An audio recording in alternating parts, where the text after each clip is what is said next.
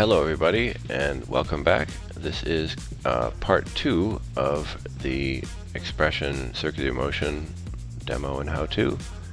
And at this point we not hopefully, we pretty much have to have followed along with part 1 in order to have this little tiny contraption already built and working for you. And at this point we're going to do something more interesting with our text by creating transparency animation, and that is linked to and in phase with our rotation. So first thing we want to do here is change the word thing into something and rename that node, because it will bite you in the so we'll call this axis sum. If you're making this at all complicated, like, I have 3 of them in this demo, and later on I have 6 or 7, you definitely want to have your nodes named. Now our spinner control is still doing this. First thing I want to do is go to our channel editor, take the Z position of axis something, copy it, and link it to the transparency channel. Let me go full screen so you can see this. The transparency channel of the word something, which I have called sum, and just do a link. So if we look at how our keyframes are sort of forming here, we can see that the transparency channel that we just linked to is kind of following along, but it does get truncated at 100 and again at 0. There's a very good reason for that, because transparency operates from 0 to 100. So as I either move the axis, or in this case my frame slider, you'll see that A, it's backwards, and B, the fade up, fade out, happens over about, 10 degrees. So we want to adjust that. Let's go back to the text transparency. We will edit our hotkey, and let's put parentheses around that, because it's kind of good practice to sort of group what you're doing. We hit enter.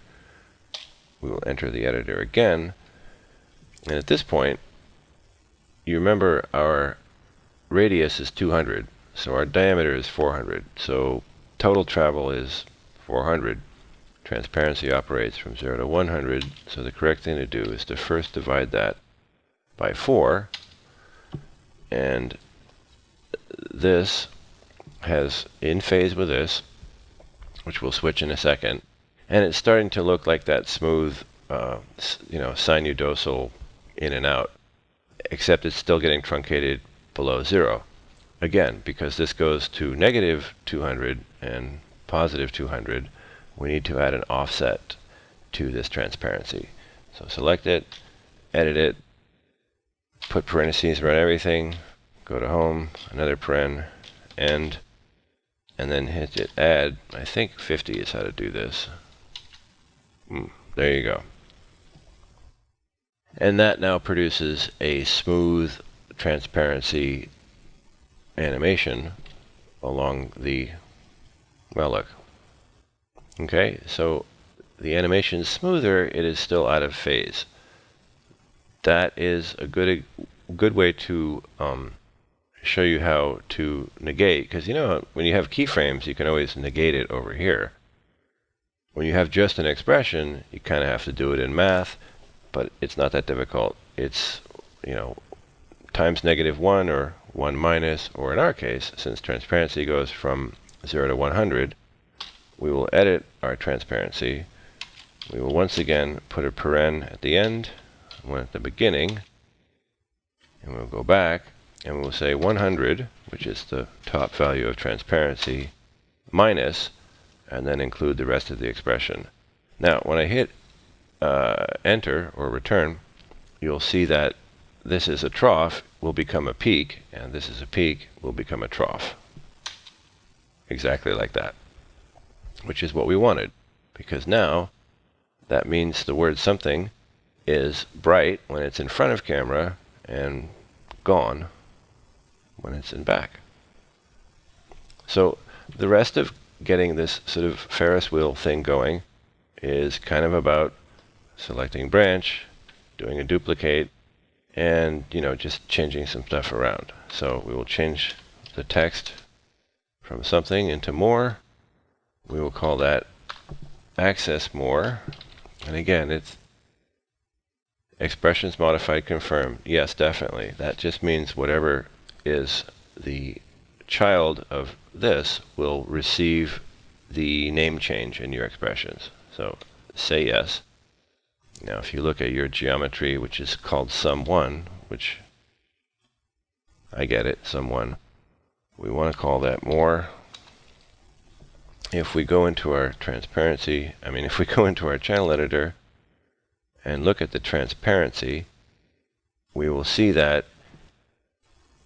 it is access more dot position dot z divided by 4 plus 50, and the whole thing's 100 minus.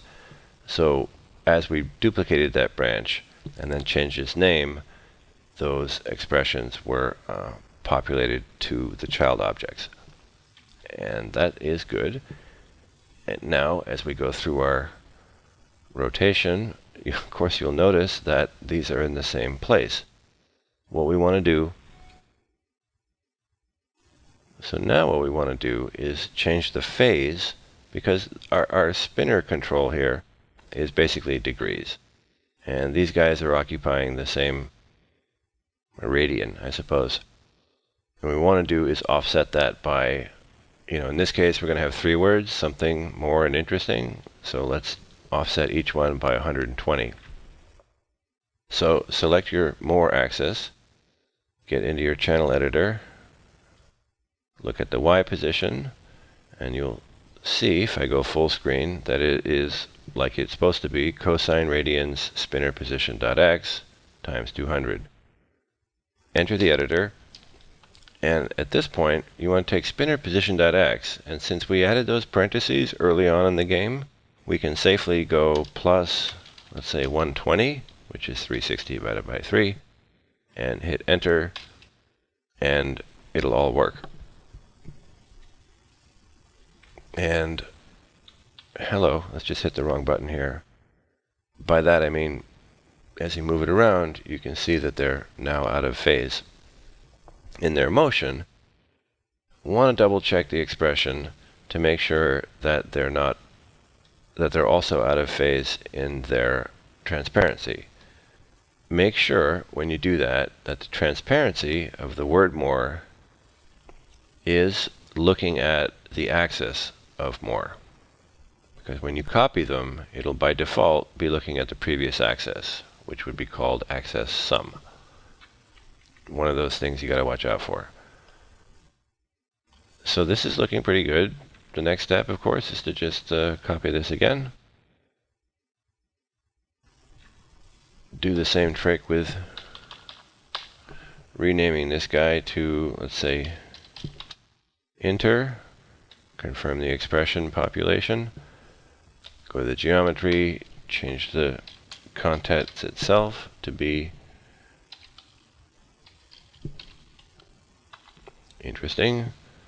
And then last but not least, do yourself a favor and, try and be strict about naming your nodes, because it's very easy to get confused when entering and editing these expressions.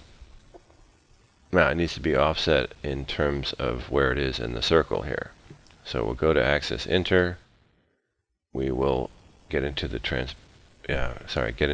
channel editor, and we will edit the channel. And instead of offsetting this by 120, we will change that to 240. And we will do the same on the Z channel. And we'll hit enter. And as we go back here, we can see that this thing is cycling and working properly. And I will just orbit the camera again so that we can see kind of what's going on. As the text comes to front, it gets brighter. As it goes to the back, it gets darker. And you'll notice our friend Moore here looks like he's not behaving. this is a good opportunity to talk about debugging your expressions. So that is in reference, here let me show you, that is referring to axis more position, and that's correct. Axis more itself is offset by 120 on the y, and it, oh, see that? I forgot to edit the z channel. What I want is this y channel cosine to be the same as the z channel sine. So I will select y, hit my hotkey, and hit enter, and that'll load the text buffer. So when I select z and modify the hotkey here, I can do the old up down arrow thing, go home, get rid of that sine, get rid of that cosine, put it into a sine, and now we'll see that we have a very regular and kind of, that's something more interesting we were looking to do for this point in the whole project. Okay, so that's where we leave off. Now we know a little bit about negating our expressions, and we know a little bit more about debugging if something's going wrong. And on part 3, like I say, we'll get pretty hardcore on this transparency channel and do some interesting things with the if statement. And instead of returning just a 0 and a 100 or a couple of values, we'll return an entire expression, and it'll be very cool. That's the deal. My name is Beak. Thank you for watching, and I will see you all on the other side.